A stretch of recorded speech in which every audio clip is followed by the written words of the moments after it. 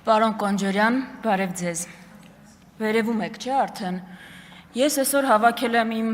մեջ եղած ամբողջ քաջությունը, հրաժեշտ եմ տվել տանեցիներին ու վախով եկել եմ ազգային ժողով, տեսնեմ այդ ինչ եք անելու, էլի։ Այսինքն որ երեք սպառնում էիք, որ ասում եք Հայաստանն ամբողջ խմբակցությունը ձեզնից վախենում է։ Ինչ եք անելու։ Այսինքն մարդկային համեստությունը ձեզ ծանոթ է մի քիչ։ Գիտեք ինչի է ԱԺ ռեյտինգը նաև այդ աստիճանի, որովհետև ախր մարդիկ նայում են, չէ՞, նիստերը։ Ու նայում են, լսում են ձեր ելույթները, ասում են՝ «Այ տղա ջան, ախր եթե ՊՊԾ-ն քո իշխանության ձեռքի տակ չլիներ, ամբողջ ուժայինները, ոստիկանությունը, բանակը, դու տենց ելույթներ կարող էիր ունենալ»։ Կլինի մի քիչ ձեզ համեստ պահեք։ Ձեզնից վախեցող չկա։ Հետաքրքիր է ինչ եք անելու։ Հիմա անցնենք մյուս թեմաներին։ Գիտեք, ինձ թվում է մենք մեր հայրենակիցներին այդուհանդերձ չենք կարողացել բացատրել Արեգնազ Մանուկյանի և Արտուր Սարգսյանի հետ կապված իրավիճակը։ Երբ մենք խոսում ենք Արեգնազ Մանուկյանի մասին, իմ գործընկերը այս ամբիոնից այսօր ասեց, որ իր 13 տարեկան աղջիկը չի կարող իրեն այցելել։ Պարոն Արտուր Խաչատրյան, կարող է, ոչ միայն չի կարող այցելել, չի կարող զանգել։ Չի կարող զանգել։ Եթե անգամ ենթադրենք, որ Արեգնազ Մանուկյանի վերաբերյալ ձեր բոլոր մեղադրանքները ճիշտ են, այդ հանցանքը անգամ գործվել է, եթե ենթադրենք համոզված եմ, որ այդպես չի։ 13 տարեկան աղջիկը ձեր կողմից վերահսկվող հեռախոսակապով, ինչու իր մոր հետ չի կարող խոսալ։ Դա բացի վրեժխնդրությունից անձնական, ուրիշ բացատրություն կարող է ունենալ։ Չի կարող ունենալ։ Ուրեմն ձերը արդարադատություն չի, վրեժխնդրություն է։ Արտուր Սարգսյանի մասով, մենք այդքան նայիվ չենք, որ մտածենք, չենք ասում ձեզ, Արտուր Սարգսյանին արդարացրեք, ասեք, որ անմեղ է։ Մենք տարական բան ենք ասում։ Սա 9-րդ, այո, կա տենց բան, սա 9-րդ գումարման խորհրդարանն է, այլ է, քան 8-րդը։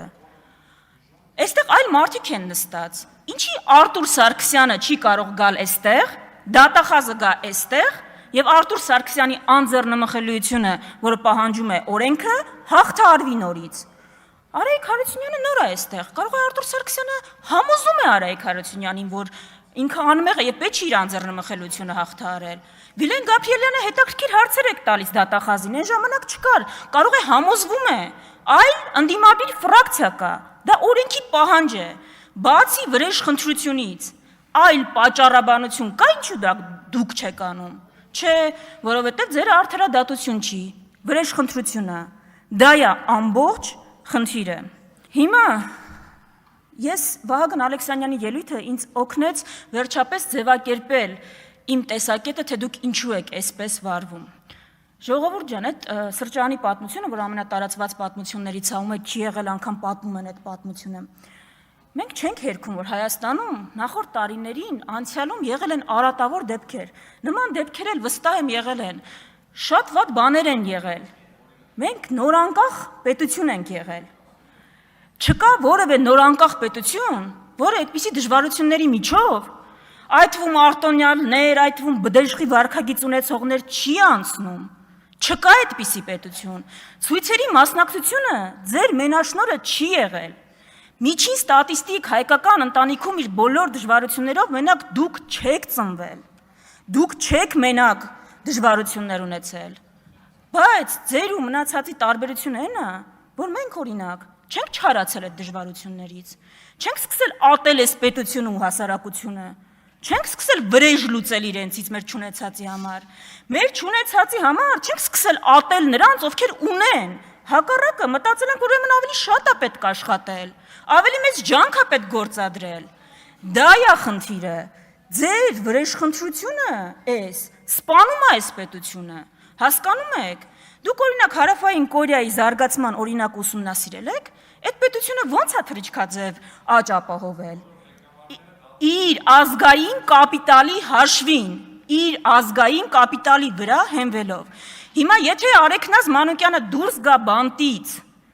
և ձեզնից որևէ մեկի հետ զուտ վրեժխնդրությունից դրդված վարվի այնպես, ոնց որ իր հետ են վարվում, դա վատ բան է, դա վատ է, այդպես պետություն չենք կառուցի, այդպես չպիտի լինել։ Ընդհանրապես ձեր դեմ պայքարի ամենակարևոր հիշեցումը այն է, որ հանկարծ մենք ձեզ չնմանվենք։ Մենք ձեզ չնմանվենք, որովհետև այնքան հեշտ է հրեշի դեմ պայքարելով հրեշավոր երևույթների դեմ ինքը դառնալ դրա կրողը։ Դուք դրա վառ, ամենավառ օրինակներն եք։ Հիմա իմ կարծիքով մի դրվագել կա, որ դուք բաց եք թողում ամենամեծ ողբերգությունը ձեր կառավարման տարիների։ Ժողովուրդ, ամենամեծ խնդիրը, որը դուք բաց եք թողում, այնա, որ Հայաստանի պատմությունը միջև ձեզ եղել է զարգացման պատմություն, դանդաղ տեմպերով, բայց եղել է գնալով առաջընթաց ապրող պետության պատմություն։ Մենք ձեր օրոք, այ հիմա, սկսում ենք տեսնել նենց բաներ, որ մեկ էլ 90-ականներին ենք տեսել։ Դուք այդ ռեգրեսը չեք զգում, դուք չեք զգում, որ ընտրություն եք կազմակերպել, որը հիշեցնում է 90-ականների ամենավատ ավանդույթները։ Այդ ռեգրեսը դուք ինձ թվում է իսկապես չեք տեսնում, բայց Հայաստանը բերել հասցրել եք, ոչ թե պրոգրեսը դանդաղել է, կանգ առել, ռեգրեսն է սկսել, ու դա եղել է մենակ անվտանգայինը չէ, մենակ տնտեսականը չէ, ամեն համակարգային, ամեն առումով, այդ ռեգրեսն է, որ պետք է կանգնացնել։ Բայց ես իսկապես կարծում եմ, այս խորհրդարանի գլխավոր խնդիրը Հայաստանի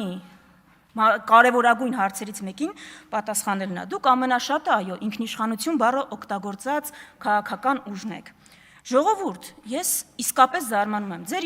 ինքնիշխանությունը ձեզ չի բավարարում պատասխանել պարզ հարցի, որտեղից է գալիս Հայաստանի սպառնալիքը, որ պետություններն են սպառնում Հայաստանին, որ պետությունների դեմ են գուցե մենք զինվում, բանակը, արդիական, առաջնային սպառնալիքները որոնք են, այդ ինչ ինքնիշխանություն է, որ չի բավարարում ասելու դա։ Եթե դուք ինքնիշխանությունը հասկանում եք որևէ պետության դեմ հայտարարություններ անելու կարողությամբ, հակավրացական հայտարարություն արեք մի հատ, տեսնեմ առանց հետևանք կարաք այդպիսի հայտարարություն անեք, հակավրացական օրինագծի դեմ քվեարկեք օրինակ, դա հետևանք չի ունենա ձեր դեմ, իսկ ձեր, ես չգիտեմ ինչին եք զարմանում, կգաք ձեր զարմանքը այստեղից կարտահայտեք, դա ինքնիշխանություն չի, այդ ինքնիշխանության հետ կապ չունի, այդ կապ ունի ուրիշ ուժային կենտրոնի գործիք դառնալու հետ, ձեր ամբողջ խնդիրը էնա,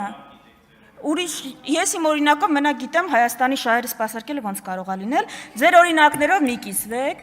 ժողովուրդ ինչի ոգևորվեցիք էլի, հիմա, ժողովուրդ, ես գիտեմ, որ իմ ելույթները ձեզ ոգևորում են, հիմա, խնդիրը ձեր էնա, որ օրինակ մենք խնդիր չունենք ողջունելու Եվրոպական միության որևէ հայտարարություն, բանաձև, որը բխում է մեր շահերից։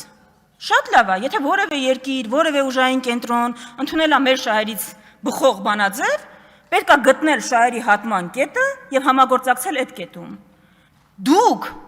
խնդիր ունեք